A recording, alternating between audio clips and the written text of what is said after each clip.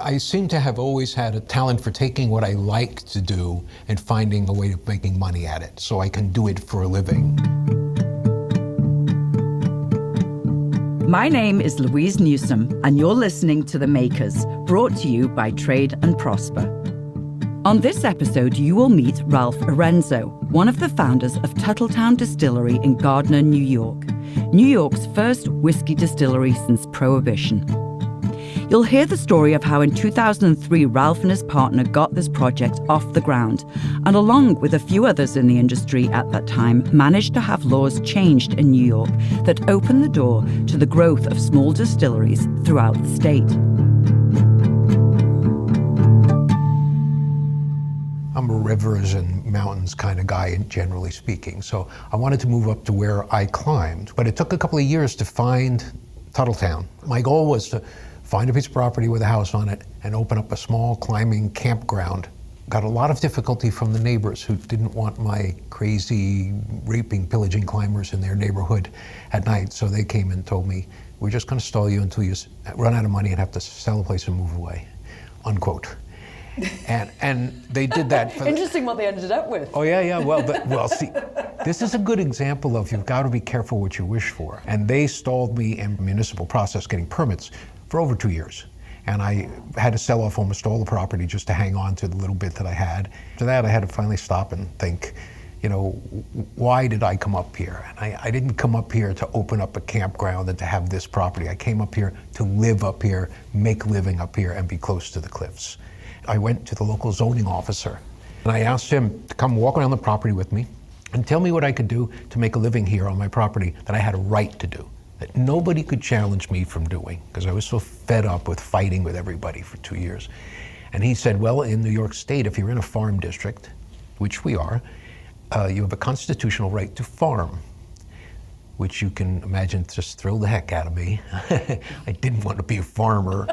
But he also pointed out in the same breath that in New York State, a winery is a farm use. And that got my attention. So I started investigating winery industry in New York. It was strong, but not world class. It was crowded. There were 128 other wineries at the time in New York. And I just was not that much into wine. I was a Guinness guy, give me a good stout beer and I'm very happy. So did you think of a brewery? I didn't think of a brewery, but I realized in the course of, I explored the wine industry to see what the regulatory laws were so that I could see what I was up against and the rest of the industry, what it involved. In the course of it, I discovered there were no distilleries in New York. And in trying to figure out why, in 80 years, nobody built a distillery, I realized that the fee for a distillery permit since the end of Prohibition had been $65,000. So before you made a drop, you had to buy this permit. And upon further investigation, I discovered that the state of New York, the year before I was doing this, had installed a new distillery class license called the A1 license, and it was aimed at encouraging junior distilleries to start up, small distilleries.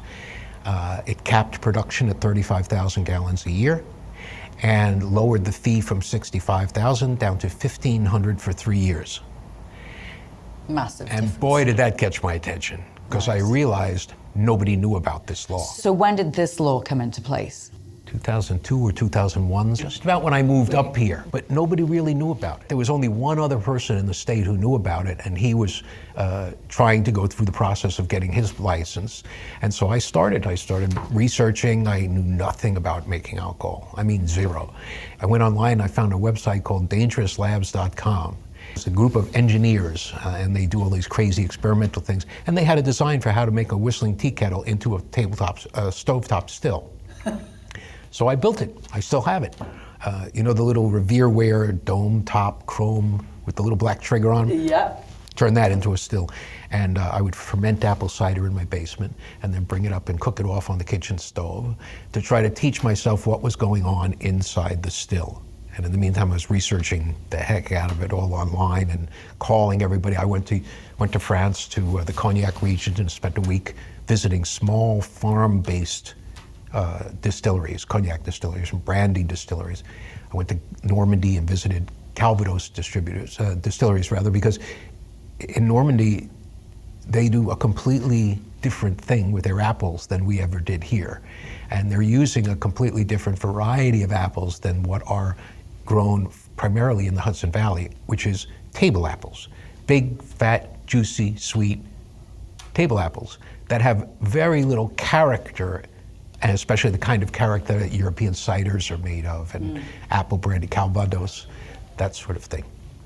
And so I came back convinced that a small farm-based distillery would work, particularly when I started researching the tourism traffic through this area. And like today, as of this year, there are over 1 million visitors coming through town. My business partner, Brian Lee, and I decided that the mill was not the appropriate place to put the distillery because it was, first of all, there was no water in the mill. Right. There was very little electricity. It's essentially a barn. I mean, you could see daylight through the walls. There was no heat, nothing. And so we decided to put it in these two big cinder block buildings here that are much beefier, steel in the floors, heavy-duty buildings. And these were here. And they were here. What were they used for? They were used for granaries and workshop rooms and things like that. So they're very heavy-duty buildings, and they had water and electricity. And so we decided to build it here.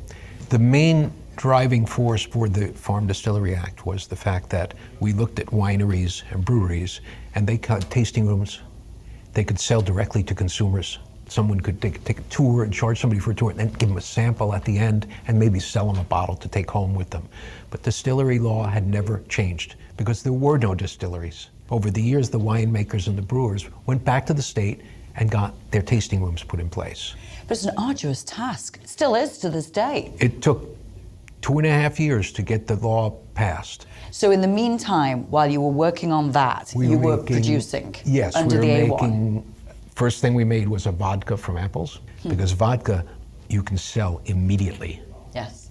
You know, you don't have to wait until it ages. It was 2007 when the big changes happened, right? That was when the law came into, the Farm Distillery Act came into effect. And by then we had had our whiskey on the market for 2 years.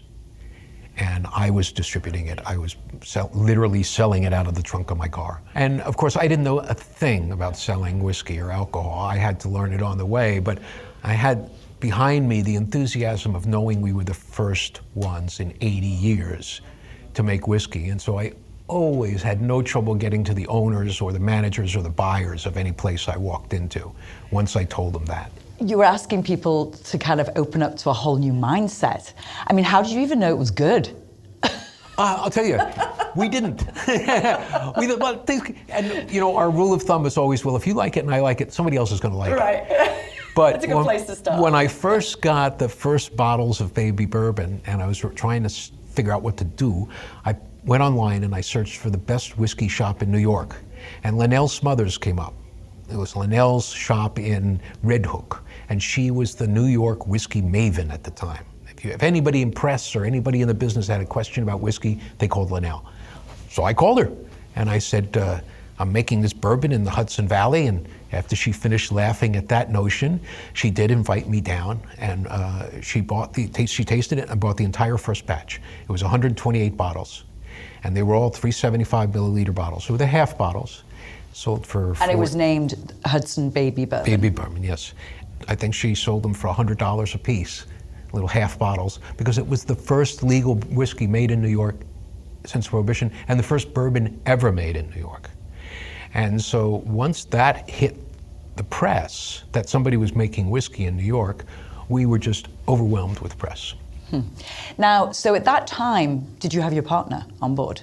I could not have built it without his skills, and my skills had more to do with going through the regulatory process and the promotion and marketing and advertising. And the package design is mine, and oddball ideas about what we should do with the whiskey to make it different. But he was the technical brain of this place. Were you climbers together? No, I didn't know him. I met him because he came here and he wanted to buy the mill from me, make artisan flours and grains and cornmeal to feed the market up and down the Hudson Valley and in Manhattan. So you said, I have a better idea. Yeah.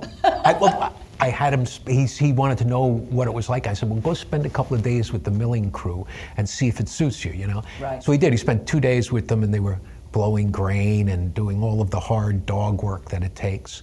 And he came back and said, it's not a career change, it's a death sentence. And I agreed with him, but before we got away, I pegged him as somebody who needed something really interesting and different. And I told him about this idea I had. I said, think about it. So he went home, and 3 days later, I got an email from him, and all it said was, okay, let's build a distillery. And that's how we started it. The Makers is brought to you by Trade and Prosper. Here we share the stories of individuals and businesses that make our communities. We believe in those who are committed to doing well by doing good, using their hands, minds, and hearts to create a better place for us all, and believe that a little sweat and a lot of sharing turns a community into a populace of prosperity. Trade and Prosper is a forum where those like-minded individuals meet to trade ideas, information, goods and services, as well as build long-lasting relationships that enable them to expand their reach locally and also globally. For more information on our organization and for more podcast episodes, head over to tradeandprosper.com. Follow us on social media for the latest news and events about businesses near you. So, where are we standing right now, Ralph? We're standing in the distillery room where we have 4 stills, 250 gallon, a 400 gallon, an 800 gallon, and a 500 gallon, which is the thing behind us. This one we actually built here. The others were all from Germany. And right now they're running, and they're doing first run. We do 2 distillations for our whiskey. The first run is the stripping run, where we take all of the alcohols that have been created by the yeast out, and water out of the mash, which is a slurry of grain solids, alcohol, and water. And then on the second distillation, we separate from all the variety of alcohols, we separate out the ethyl alcohol, which is what we drink. But the other alcohols are what we call the low alcohols, and they're, for the most part, toxic. We financed the whole thing ourselves, and we built the entire place ourselves. The only thing we did not hire somebody to do, we did not do ourselves rather, was drill the well. We had to hire a well driller to come in. But we did all of the plumbing and the carpentry work and the electrical work. Brian's career was as an electrical engineer. So he had some engineering skills that I couldn't touch. And thank goodness, because he was responsible for all of the technical advances, implementing the technical advances that we were both coming up with, some of which were harebrained. There was a period of time when we were thinking about moving all the barrels to agitate the liquid in the barrels.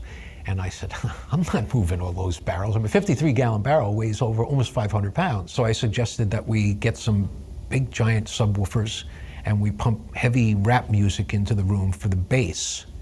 And so we set up a glass carboy full of water, and we put 2 subwoofers, one on either side, and started playing some dubstep, I think, or something through it. And we could see the liquid agitate every time the bass hit. And so the next day, Brian's in with mounting subwoofers on the ceiling of the rick house where we stored the barrels. The music thing turned out to be a fabulous public relations coup, having my son coined the phrase sonic maturation. And we were getting press inquiries from Europe on this, what is this, you know? And they wanted scientific evidence of that. It wasn't a technical scientific study. We were just trying anything we could to speed up production. You know, one of the things that we always joked about that was a great advantage for us was because we didn't know anything, we also didn't know what we weren't supposed to do. And so we were willing to try anything. The entire operation was kept simple because there were only 2 of us. And if one of us got hurt or sick, you had to be able to, one person had to be able to run the place. And that was what we did. And we both, you know, switched off back and forth on actually being here. Most of the time while Brian was here, he was busy with technical aspects. And I was running stills and putting stuff in barrels and bottling and labeling and things like that. And then eventually we were both doing it. And then eventually, as we started having products that were getting more in demand, the world bifurcated a bit, and he focused on the distillery and the distillery operations, and I focused on everything else. He also took care of the books, but I focused on marketing, package design, learning about the state and federal regulations and finding my way through that maze. And I had just had 2 years of lobbying in Albany and getting to know the state liquor authority and all of the players. So when I went back and said, I want to amend the A1 law to allow us to have a tasting room, ultimately it evolved into a completely different license. Because if we amended the A1 law and allowed that, then it would open the door to out-of-state major producers to come in and do the same thing. And nobody wanted that. The state liquor authority didn't want it. Ag and markets didn't want it. And neither did we. So they made it a separate farm-based license, which meant that the A1 license, if we had prohibited out-of-state producers from coming in and taking advantage of that, it would have been in violation of the Commerce Clause. But as a farming operation, it falls under a different set of laws. And so that meant that our products were farm products. We were not only using New York raw agricultural materials, but we were leasing land, we were paying for the seed, and we were paying for him to grow it and harvest it, which made it, technically under New York law, our crop, which made this a farm, even though we weren't growing anything here. And now, in 2017, we had 60,000 visitors. We've been in every major print publication in the country practically, and television network, international press, people coming here, trucks coming here all the time. We had, at one point, we don't anymore, but at one point we had 60 employees. So, that's why I say it's a good example of you got to be careful what you wish for. When Brian and I would be crying over the bills or, getting close to bankruptcy on a number of occasions, I would just simply say, we have no choice. Everything we have is in this, and we cannot give up. We're underneath the auger, which is moving grain from the silo we have outside to the cook tank. And so that's what we're hearing, this noise? You're hearing in the background, it's the auger. Bourbon is typically corn, rye, and malted barley. We didn't know how to blend the grains together. So he said, let's make a whiskey out of each one and see, then we'll figure out how to blend them together. So we did that, and every time we did, we liked it. So we didn't touch it. So our baby bourbon is 90% corn. Our rye whiskey is 90% rye. Our malt whiskey is 100% malted barley. We lucked out. I mean, to be perfectly honest, in the very beginning, we were very fortunate that our first experiments turned out to be as good as they were. And then we just fine-tuned them. In the beginning, as I think for every distiller that starts out, consistency is a major issue. Each batch, one batch, it would come out different. Yeah. Not a lot different, but noticeably different. The color might be off a little bit. The flavor was still good, but maybe a little sweeter, maybe not a little sweeter. And at that point, I was simply saying to potential customers, no, it's handmade. I knew you were going to say that. They're never going to be the same twice. When we made our relationship with William Grant and they bought the baby bourbon, the Hudson brand from us, they of course wanted a little more consistency. And of course by then we were also getting much better at it. Our growth was slow in the beginning and everything was very mechanical, labor and everything. And we had almost, the only employee we had for the longest time was my son. And then we brought on a couple of other people and slowly it climbed up. And we made it a point of expanding and growing just behind demand. So we were always short of product. And that actually was another oddball thing that turned out to be in favor. And I would tell retailers, when they would complain about not being able to get product, I'd say, look, you're missing the point. Get yourself a clipboard and a pen, and you put it under the counter. And when someone asks for baby bourbon, you say, it's not available right now, but wait a minute, I'll put you on the waiting list. You take the list out from under the counter, write their name and their phone number down. I said, now you will have sold that whole case before it ever comes in the door. And it worked like a dream. It made it much more fun to be out there selling. And it was a little bottle. It was a completely different looking bottle from what anyone else was used to seeing. And that got a lot of attention too. In the beginning, our industry contacts said, it'll never work. Nobody will carry that bottle. And just the opposite turned out to be true. It started showing up not only at eye level in bars, back bars, because you had to be able to see it. But if there were 3 bottles of our stuff up there, somebody would always go, "What's that?" And that would be our chance to sell. And also, the little bottle, every time we got press coverage, and we got a lot of it, and every time the whole craft distillery movement was featured in a magazine with a photograph on the cover of all the new whiskeys, ours was the little kid. It had to be in front. So every photograph, we're right in the front of every photograph. So let's go to William Grant. William Grant and his family were the ones who actually put single malt Scotch on the market and made it a thing. Before that, almost all Scotch whiskey was blended, because they would go around and buy up the spirits from all the distilleries and then blend them together into their own.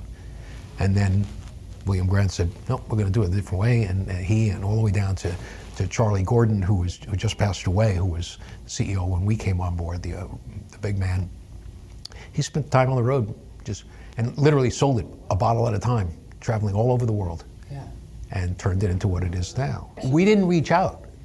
They called us. We got a phone call one day. I got a phone call one day from the innovations chief in their innovations division, and saying that they were looking for an American whiskey to add to their portfolio, and, quote, "You keep popping up on our radar," unquote. So I said, "Well, come on up." And I held the phone thinking, "Oh my God, this is the phone call. This was the phone call." Somebody finally noticed us. When was this? In 2008. I attribute their noticing us to the trip I made over to Paris. And I have my lifelong friend, Tony Veneri, is over there, and I called him. He's not in the alcohol business. And I called him and said, "Find me the best spirits distributor in Paris and get me an appointment." And he did. And so I flew over, the two of us went, and he, in his stumbling French, translated for me. And we walked out with a 75-case order. And they were the biggest spirits distributor in France. And then we spent the next week in Paris hitting the best bars, restaurants, and hotels we could walk into. Places we could never afford to go and buy a drink or have a meal in ourselves. But we walked in and we did what we came to call commando tastings. So we just put a bottle in our pocket, walk in, sit at the bar, engage the bartender in a conversation. What are you doing here? "Oh, we make whiskey, we're selling it." "Oh yeah, what whiskey?" "This whiskey." Boom. Want to try it? Yeah, exactly. And they would always go get the owner or the manager, and they'd always come out, and we made a sale almost everywhere. We ended up putting it in half a dozen of the top places in Paris. And I'm certain that their field reps started seeing our little bottles up next to the bottles of Glenfiddich and going, "What's that? Yeah, really? How did those guys get there?" Grants came and visited. They walked through the whole place. It was extremely primitive. And in the end, they invited us down to the city to their offices, and they wanted to buy the whole place. And we said, we just spent 6 years, every penny we have and every hour of our day building this thing and making a brand that you now want to buy. You're not going to want to write a check big enough to convince us to walk away, because we're so primitive. I mean, it's nothing here. And they said, "Yeah, you're right. It's not worth the kind of money you would want." And so instead, we offered to sell them the Hudson brand, and then we kept the exclusive right to produce it. And so that gave us another round of international press, because we were the first American craft brand to be picked up by a major house. And suddenly, we were everywhere. Thank you for joining me this week on The Makers, brought to you by Trade and Prosper. Follow us on your preferred listening channel for new episodes released every Monday. Tune in next week for a conversation with Celeste Simone, comedian, singer, director, and coach based out of Manhattan and Nyack, New York.